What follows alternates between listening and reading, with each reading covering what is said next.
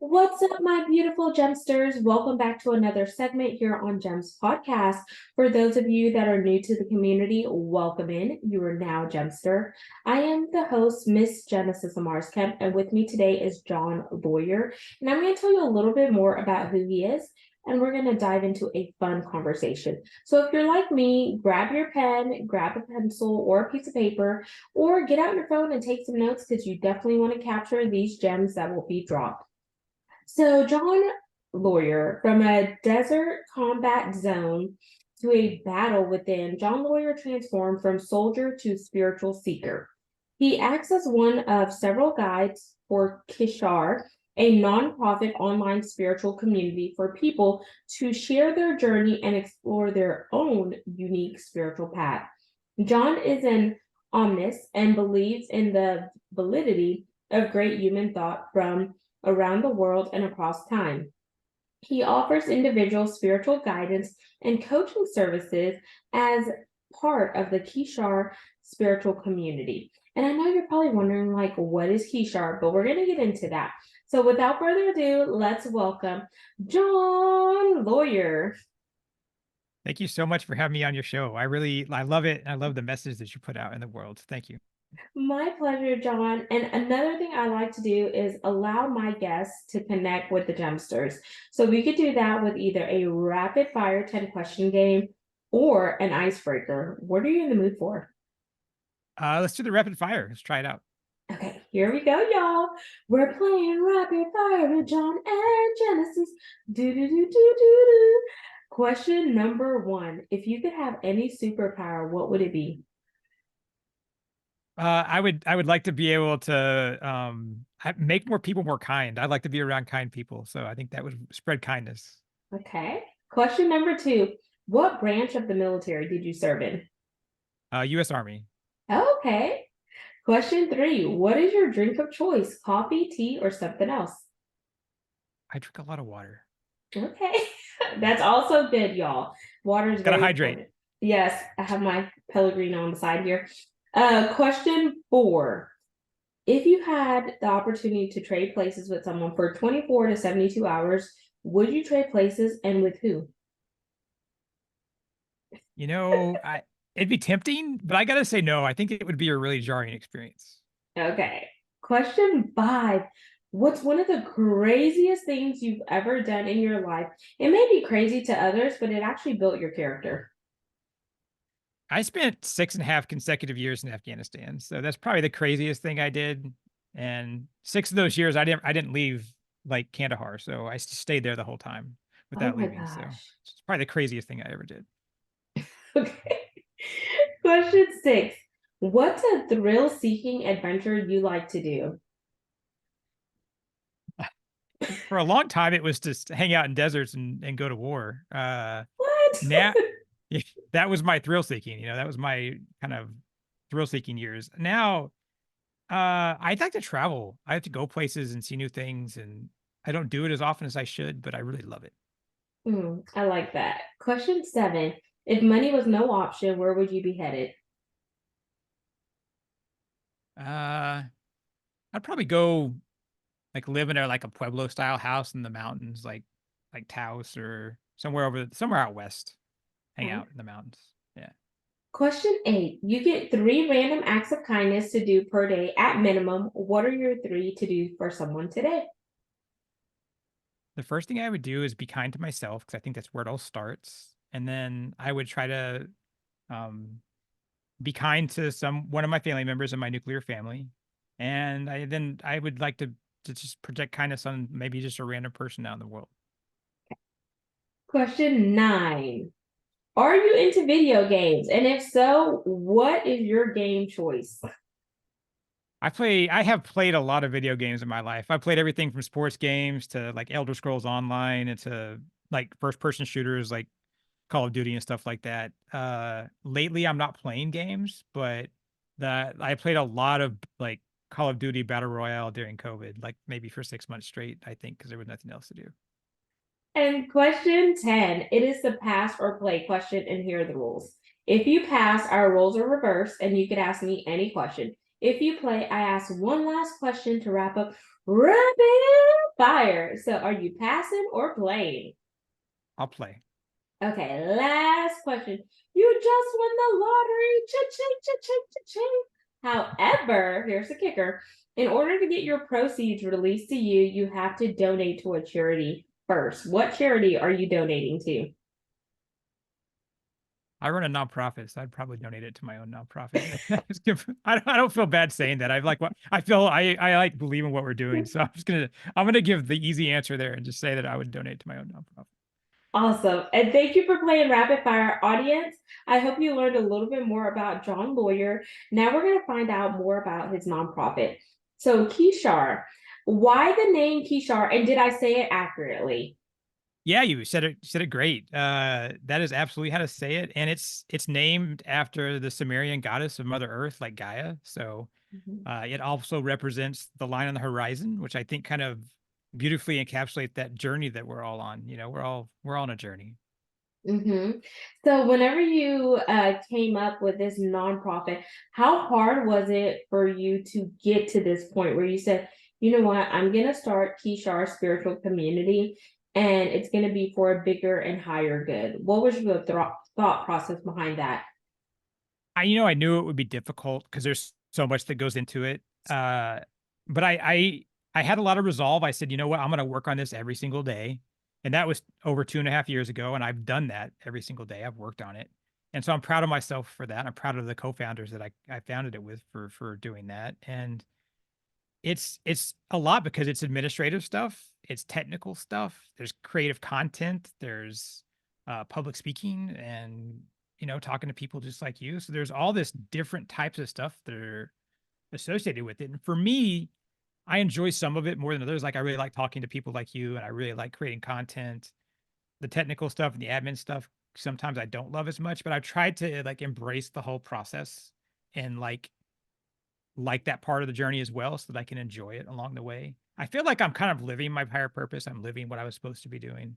I want to help people help themselves. And so, like I said, it really has been a labor of love to kind of like make it work. So your upbringing, because I also think it's very important that we talk about our upbringing because it helps mold us and shape us. Even if we do stray away, we still know Sure. where to come back to the roots. So what was your upbringing like? Was your family spiritual or religious, or give us a little insight into that? Sure. I grew up in rural Oklahoma, and my parents were pretty progressive and liberal themselves, but they had both come from uh pretty diehard Southern Baptist families on both sides. And so I was actually raised in the Southern Baptist church, even though my parents weren't super conservative or anything. So that was kind of weird. So like, I never really, I tell people now, like I'm a universalist now, and like I believe in the validity of all religions and spiritual philosophies, but I feel more Christian today, even though I'm not a Christian anymore, than I ever felt like in the Southern Baptist church growing up, just because it felt very political and it felt like there were power plays and there was just all this stuff that I didn't feel God as much. You know what I mean? So Mm-hmm. I struggled with that.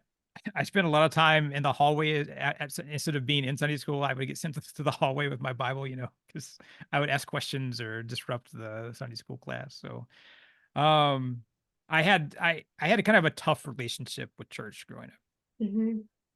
And I think there's also a lot of people that could resonate with that because a lot of people think that, church is just the four walls or it's inside the building Right. when in actuality I think the church is inside of you. How are you serving Yes. others? How are you being a disciple? How are you leading and etc. And I think sometimes with religion and saying, oh, you belong to a certain religion, it could also have certain parts where it takes people away from one another because of so many different brokenness or various translations or how people see things in a certain limelight when in actuality like there is one God even though you may have a different way of going about it. And I'll just say this example. So we have some really good friends of ours. The husband is Muslim and the wife is Christian, and they have a child and they make it work. Whereas some people may think that's weird, but it may be weird to you on the outside looking in until you actually try it.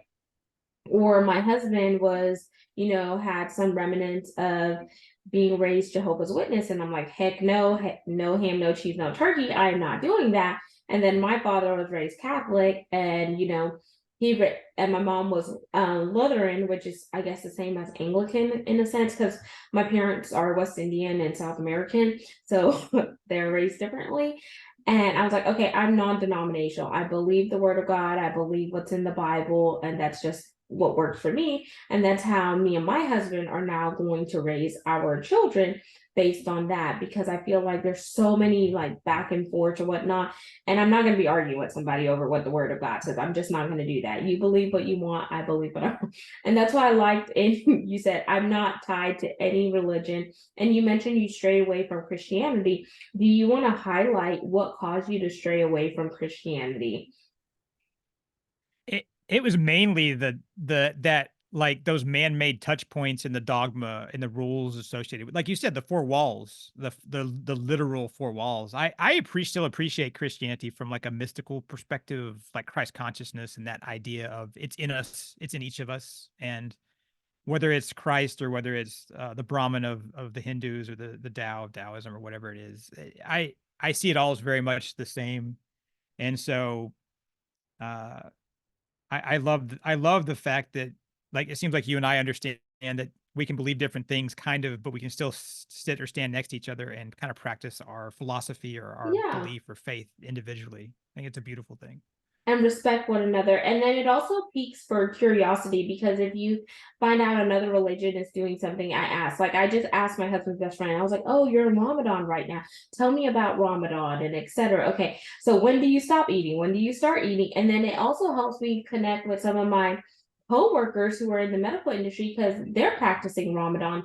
So I know like what to say, what not to say, how to do, and just be cognizant. And it when you are aware of someone else's religion or what they believe and practice, it also shows that you respect that individual and you're not trying to push your own beliefs onto them, which can also sever the relationship that you were trying to build with that individual. Because, Yeah, geez, yeah, go ahead.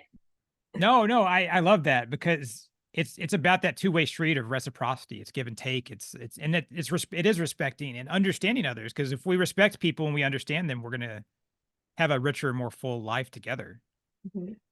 And another thing you mentioned is mind, body, and soul. And I think it's so important that we focus on the vertical, which is like how we're connecting to our higher self and our higher beings, and then focus on the horizontal relationships, which are those lateral relationships with people who we extend our arms with and do life with. But I feel like sometimes we are so broken and we don't know who we are, so we fall victim of what the world wants us to be. So can you talk about what you mean by mind, body, and soul and the interconnection there? Well, I love the way that you describe it as a vertical and a horizontal, because I talk all the time to people about like our real world, like lifestyle path every day, our day-to-day path intersecting with that spiritual path, which is, kind of that vertical path. So I love that you describe it like that. I think it's perfect. And I think that if we understand that intersection and we're at peace with it and we're not resisting it or fighting it, that creates alignment between our mind and our body and our soul or our spirit, our higher self. And that's what spirituality is to me. It is that intersection. It's how do I be spiritual in this reality that I occupy? I like that's what being spiritual is to me. And so I think that is where you look at mind, body, and soul, and you say to yourself, I can't be spiritual. I can't have that inner peace and that joy if I'm not having those blocks of life around me settled and grounded and centered in my wellness and health and my sleep and relationships, finances, however you look at it. Yes, absolutely. And I think once that connection is there and it really solidifies who that individual is, then I think it allows them to tap into their God-given or their born purpose on why they were placed in earth here on earth. Because I feel like so many people are empty vessels. And y'all, when I say empty vessels, don't take it out of context. I mean, they're not fully complete because they haven't tapped into their purpose on why Yeah. they were placed here on earth. And some people may not know what their purpose is, so they spend all this money talking to different people to show them what they were meant to do, when in actuality, they kind of just sit, get still, and quiet, then they will find out what their purpose is. So can you talk about, I know you mentioned Dharma, read that recently, the higher purpose, so Dharma, and how we find it, because I feel like in order to really unlock the keys to your destiny, you need to know who you are, what you were created for, and where you're headed. Oh, that's everything. I mean, you just said everything. That is it. I spend most of my time talking to people about higher purpose and dharma, like because I think, like you said, we each have our own purpose in life, our unit in the universe, and so if we don't know what that is, we need to get a sense of it. And then once you get a sense of it, okay, you can narrow it down, and then is that then aligned with how you live your life? Like, because if we're not living our life in alignment with our higher purpose, then we're absolutely missing out 100%. And I'm all in with that with you. And I probably spend most of my time. In fact, sometimes I call myself a student, but I'm also a spiritual guide, and I call myself a higher purpose coach. That's a lot of what I do. Um, because that's what it is, and it's helping people help themselves find it and know it and be empowered within it. And it doesn't take a lot, and then they can kind of take off on their own and keep going with it, you know. So in your personal life, I want you to think back, like how long did it take you to find your purpose, and what was that process like for you? I think I've lived my purpose twice in my life, and once I didn't know it. And so when I was in the army, when I was part of that military industrial complex machine, I was living my higher purpose. I didn't realize it, but I was like all in it. I was 100%. I was like an artist or a scientist completely dedicated to the mission. Like, um, that was like my whole being. And so I was living my higher purpose, didn't know it. It wasn't the best higher purpose because it was part of this war machine, but now, eventually I kind of had my spiritual moment of clarity or awakening or whatever you want to call it about 2.5 years ago. And that's when like a bolt of lightning hit me. And I'm like, oh, now I know, like in my head, I know exactly what my higher purpose is. It's to help people help themselves find their wholeness inside, find their light, move down their path. Um, so suddenly I knew why I was here, and I was living it intentionally and have every day since. And so that happened about 2.5 years ago, completely changed my life. Wow, and I like the fact that you said a spiritual awakening, or some people may say a gut instinct or a life circumstance or whatnot will help you alert something within your body and wire up that core inside. And whenever that core inside gets hot, it's like your body telling you it's time to take a different path or it's time to take to a different beat. And for me, one of the things that helped me tapped into my purpose, which is like the podcast and bringing gems, was losing my dad almost 3 years ago to medical negligence. Because had my dad not passed the way he did, I wouldn't have went through the grief journey as much as I did. And yes, I was grieving before whenever I lost my cousin, who was like my little sister, and some other people. But when you lose a parent and the relationship that you have with that person you lost begins to take you down a spiral. And I also lost my job from oil and gas and switched careers. Now I'm in medical industry, so I'm doing a higher good based on what happened to my dad. I got into the medical industry so I can ensure certain things never happen to other people the way that it did for my dad. And it wasn't due to COVID, it was also due to the fact that COVID was new. We're at this pandemic, but what about the people who were in the hospital who didn't have COVID? Where did their care come into place? And, sometimes it's the craziest, the muckiest, or the effed up situations in life that make you appreciate who you are and what you have and what tools and modalities you can use to help other people. And whenever you begin to help other people, then you begin to say, okay, I know what my purpose is, because your purpose is not solely tied for you. It's tied to how can you extend your arms and your reach to leave an imprint that's going to drive an impact for today, tomorrow, and future generations to come. So I wanted to share that. Does any of that resonate with where you are, John, and where Kishar is and some of the things you've gone through in your life? Do you see any Yeah, that synergies?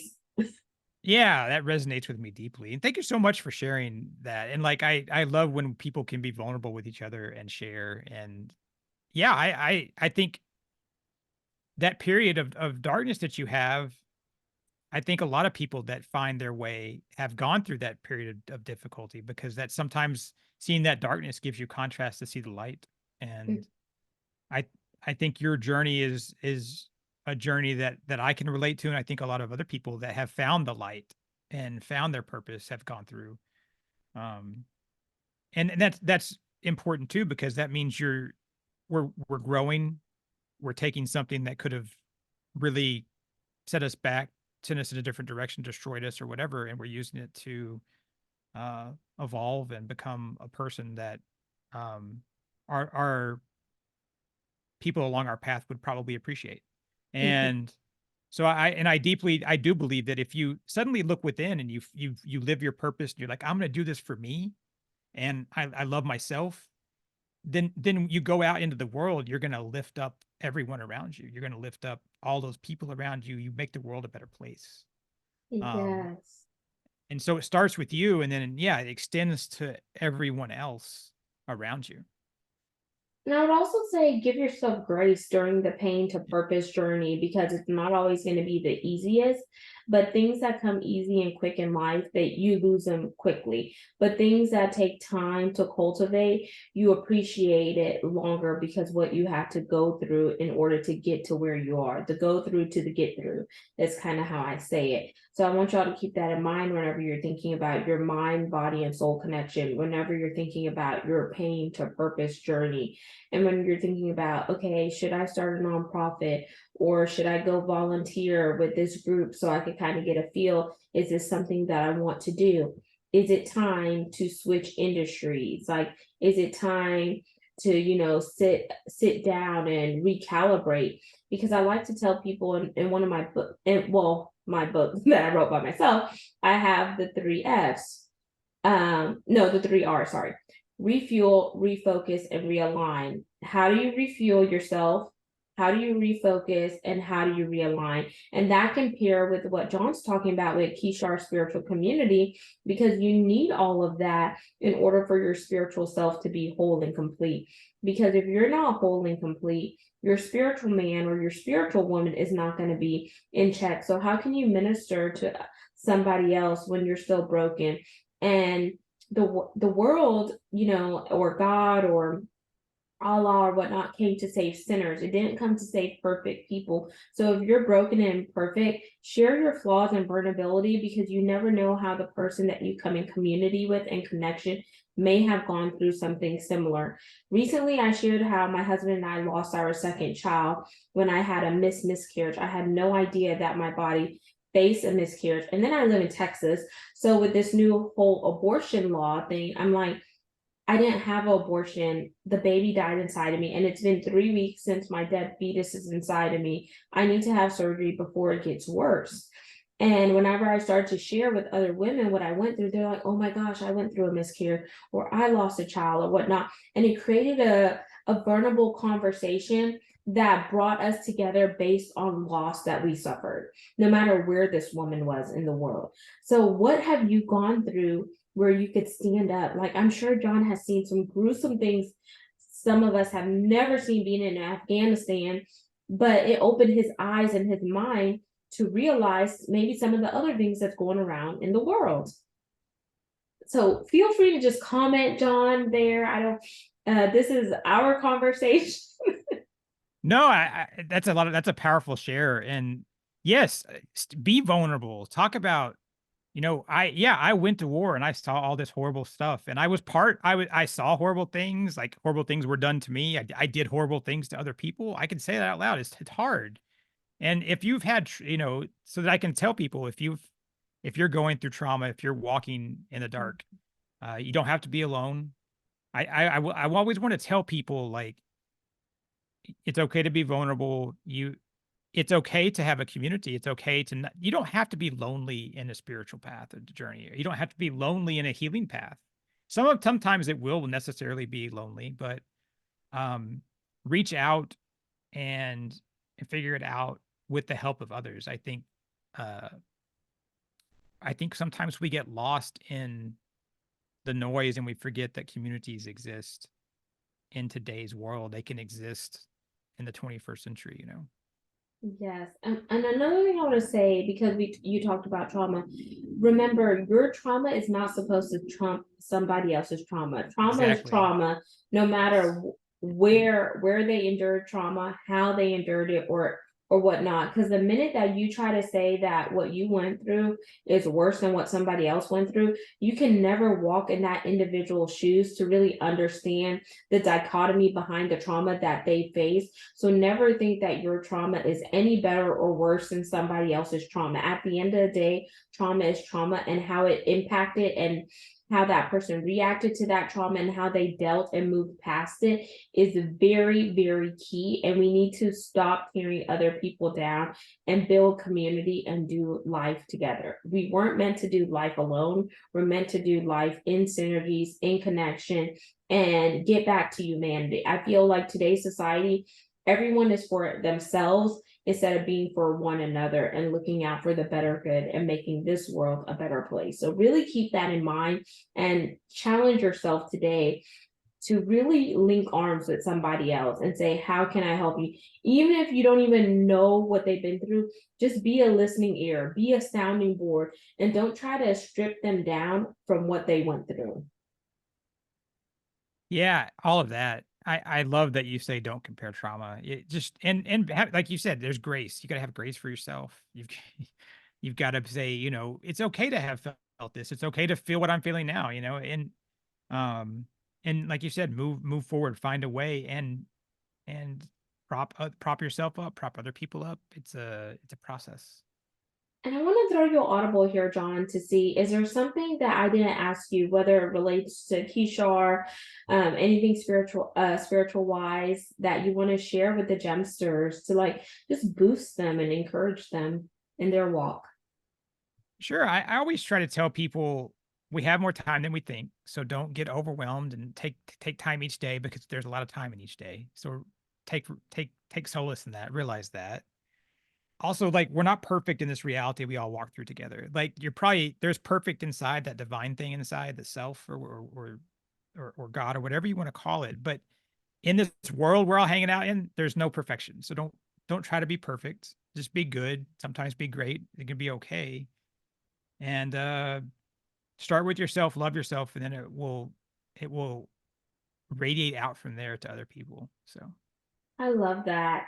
And I would also challenge them. I'm big, big, big on challenges, is to do something that you have not done, like whether you take a painting class or you go to a hit, which is high intensity interval training, go for a walk.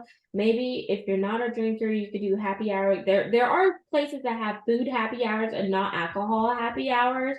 So keep that in mind, or just do something that maybe outside of your element that actually challenges your creativity, because when you're creative and those juices are flowing, it also helps you open up your body more to be able to receive things that you would not have thought were possible. absolutely. Absolutely. um Go explore. and I guess that came to mind because I was looking at that beautiful painting in the back right there. It kind of reminds me of painting with a twist, with the sunset, the clouds, and all Yeah. that. So now let's jump into the CTA. It's the call to action part of the segment, and I want you to give your personal homework to the audience, because what good is listening to us if they're not going to take what they heard and apply it, and then let them know how to stay connected with you. Yeah. I would say, as far as like homework, just go out and take some time for yourself. Say, like, try to be still, just chill out and think about what you want and need. And are you giving yourself that? And are you open to the fact that if you do that, you're going to be better off for all those people around you? So I would say go check that out, take some time and reflect on it. As far as how to reach us, our website is kishar.org. It's KISHAR.org. That's the entrance to our community. Uh, our monthly membership. We have one-on-one individual coaching and guidance. We have a pretty cool YouTube channel that you can check out. Our spiritual, Kishar Spiritual is our social handle. And so if you do at Kishar Spiritual, you'll be able to check us out on social media. So hit us up on our website, send us an email, DM me on Instagram, just come check it out and, be part of a community and let's figure this stuff out. And do y'all have any big gives or ask, anything that the community is looking for right now, like any donations or anything that will help y'all move the needle forward? We're a nonprofit. None of us take salary, and so anything that goes into the monthly membership, anything that goes into the individual coaching packages and stuff, all that money goes back into the community, to the members, and to help people out, to grow, and we're just trying to give back to the world. So So there you have it, Gemsters. Remember, it's better to give than receive. So if you feel led or compelled, make sure you can do a love offering or a donation to Kishar Community, or become one of their members to stay connected. And even if you don't want to be a member, maybe there's someone that you know that could benefit from this. Maybe pay a month of the membership for them, or a year membership, and be a blessing for someone else. My big ask is for brand sponsors. It does take monetary donations to fuel the mission and movement behind the show, which is to consistently bring content that is educational, inspirational, and motivational, while also weaving in my personal favorites, which are DEI and B, which stands for diversity, equity, inclusion, and belonging, because it takes all of us coming together to make this world a better place. So if that interests you, reach out. My email will be in the show notes along with John's contact information. And I challenge you to love on somebody today, but most importantly, love on yourself, and never forget who you are, where you're going, and what your purpose is. Because you are here to be a light to illuminate darkness. So don't ever let somebody put your light out. So until the next segment, peace, love, and lots of blessings. Have yourself an amazing day and give yourself a big hug, because you deserve it.